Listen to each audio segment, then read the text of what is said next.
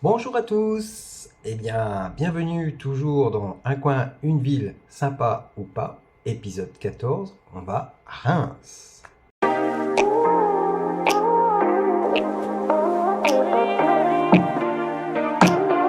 Reims est une ville du nord-est de la France située en région Champagne-Ardenne.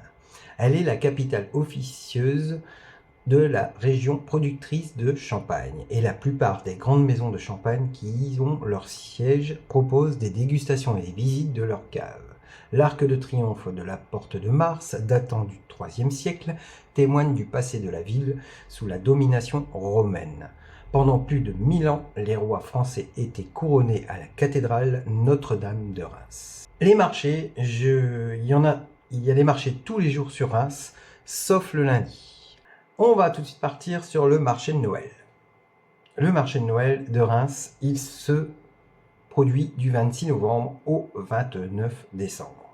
Les 150 chalets présents proposent des produits gastronomiques, artisanaux ou festifs.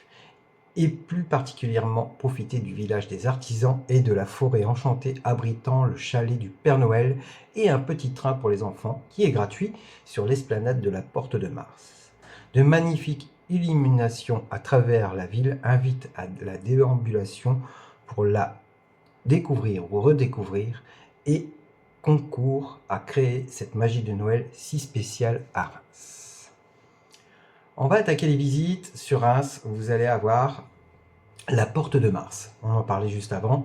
Depuis l'Antiquité, l'entrée dans Reims est marquée au nord par un arc monumental, la Porte de Mars. Étudié par les historiens depuis 1000 ans, restauré depuis 2 siècles, ce monument symbolise aujourd'hui l'histoire antique de la ville, nommée à cette époque Durocortorum. À Reims, on la connaît tous, il y a la cathédrale de Notre-Dame de Reims. Notre-Dame de Reims est l'une des réalisations majeures de l'art gothique en Europe. Inscrite sur la liste du patrimoine mondial de l'UNESCO, cette cathédrale du XIIIe siècle présente des trajets qui la rendent unique, notamment par son unité de style, sa luminosité et sa statuaire. Son histoire et son architecture remarquables qui lui ont valu d'être inscrite sur la liste du patrimoine mondial de l'humanité par l'UNESCO en 1991. À Reims, vous allez avoir aussi la basilique et l'ancienne abbaye Saint-Rémy.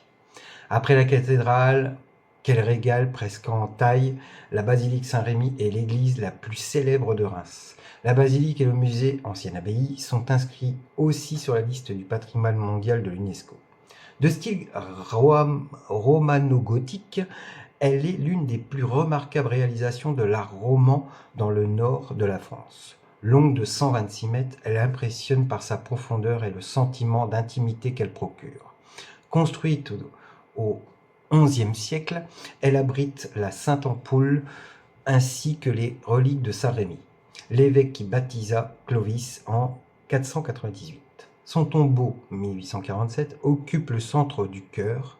La sobre nef romane et le chœur gothique fin XIIIe siècle, à 4 étages, constituent un ensemble impressionnant de légèreté et d'harmonie.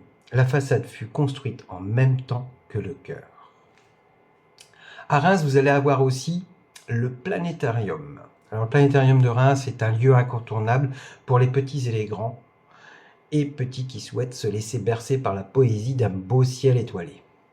Mais aussi découvrir les images des planètes réalisées par les sondes spatiales ou comprendre notre place dans l'univers.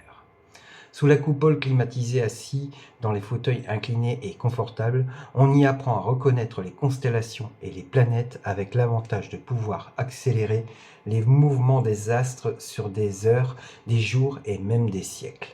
Les tarifs 6,50 € pour les adultes, 4 € pour les enfants. On va avoir aussi le musée de la réédition. Et oui, à Reims, il y a pas mal de choses sur place.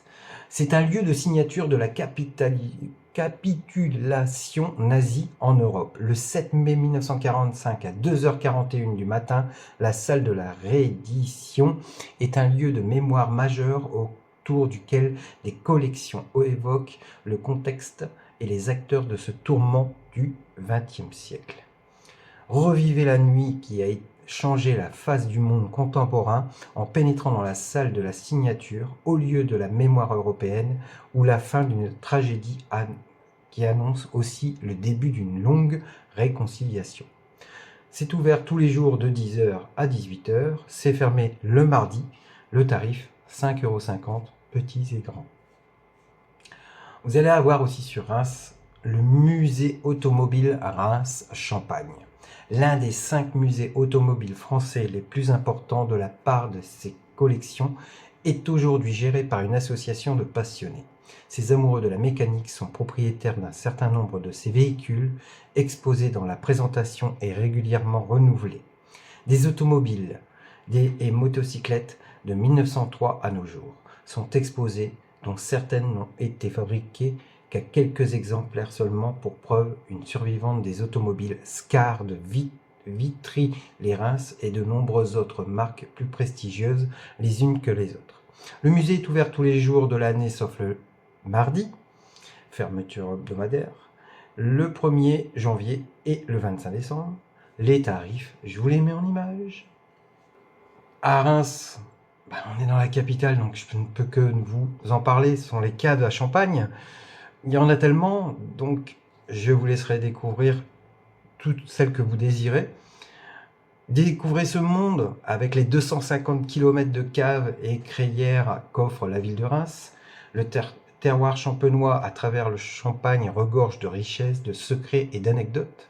Secrets de Champagne vous invite dans l'univers de la Champagne pour découvrir ce qui bâtit sa renommée depuis des siècles. Son terroir, le travail de la vigne, l'élaboration du champagne, les outils d'antan et les expressions champenoises. 16 maisons de champagne sont présentes dans la ville de Reims, parmi lesquelles de grands noms de renommée internationale.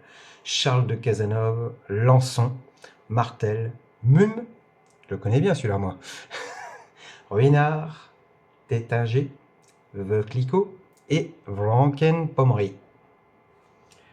À 40 km, nous allons avoir le château de Dormans.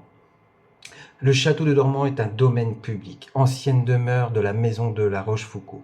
C'est dans son parc qu'a été édifié le mémorial des batailles de la Marne, chapelle commémorative de la Première Guerre mondiale. Véritable poumon vert de 25 hectares, c'est un lieu de promenade privilégié par les amoureux de la nature.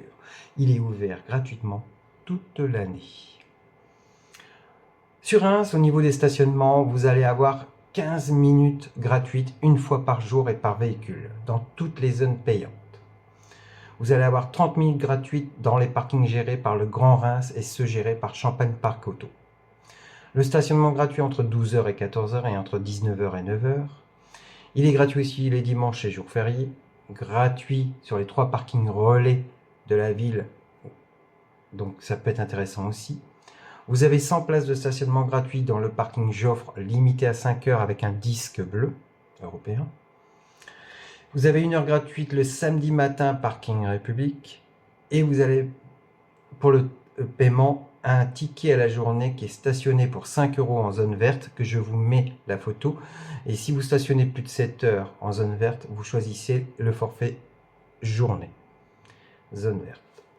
Voilà.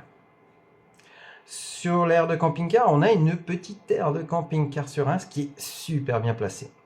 Elle est en plein cœur, c'est l'aire de camping-car Chaussée-Bocken. Dotée de 7 emplacements, cet espace est situé dans le parc regroupant le Centre international de séjour, le Centre Saint-Exupéry et la Comédie. Près d'un jardin arboré, à moins de 10 minutes à pied du centre-ville, le stationnement est autorisé pendant 48 heures maximum. Cette aire est protégée de tout autre stationnement par une barrière à code. Les touristes peuvent obtenir ce numéro de code soit auprès du bureau d'accueil de l'Office du tourisme, soit auprès du Centre international de séjour juste en face. Cette aire est dotée des équipements suivants: point d'eau courante, fosse d'évacuation des eaux usées et des WC chimiques et poubelles. Elle est gratuite, mais il n'y a pas l'électricité. Concernant les lieux de vacances, on n'a aucun camping. On a une 50aine d'hôtels, on a 6 gîtes et on a une 20aine de chambres d'hôtes. et même autour avec les maisons champenoises, vous allez aussi bien avoir la possibilité de y loger une nuit avec le camping-car, mais aussi il y a aussi des chambres d'hôtes que je n'ai pas référencées dedans parce qu'il y en a tellement. Donc on va être sur un secteur aux alentours même très important. Sur les coins proches, vous êtes à 29 km d'Épernay, à 48 km de Châlons en Champagne. La conclusion, pas mal de choses à voir sur place, on l'a pu le voir, hein, et surtout les différentes maisons de champagne aussi autour. Un marché de Noël qui je trouve très sympa, un stationnement qui est gratuit mais pas évident et il faut savoir gérer, c'est-à-dire que voilà. Une aire de CC qui est présente, mais je pense qu'elle doit être souvent très très pleine. Et quant aux hôtels, gîtes, chambres d'hôtes, ils sont bien présents, il y a ce qu'il faut. Un coin pour 2-3 jours, voire max une semaine. Si on aime le champagne, je pense que c'est possible. Je vais rester pour l'instant dans les mêmes notes que je mets habituellement, pas parce que voilà, il y a toujours des petites choses qui font que moins que plus. On va être sur une note de 7 sur 10. Je vous dis à bientôt, à la prochaine vidéo, à la semaine prochaine.